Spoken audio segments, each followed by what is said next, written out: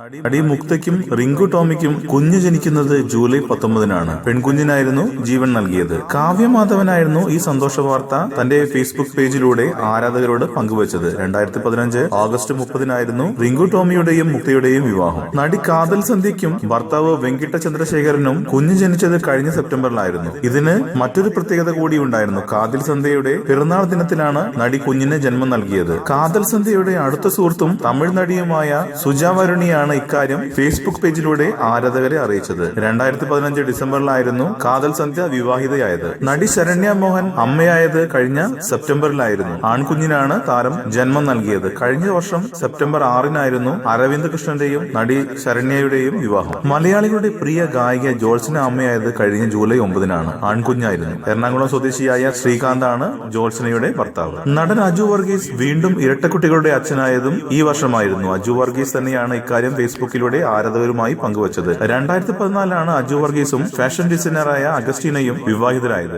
കൂടുതൽ സിനിമാ വാർത്തകൾക്കും വിശേഷങ്ങൾക്കും ഇപ്പോൾ തന്നെ സബ്സ്ക്രൈബ് ചെയ്യൂ മലയാളം ക്രിയേഷൻസ്.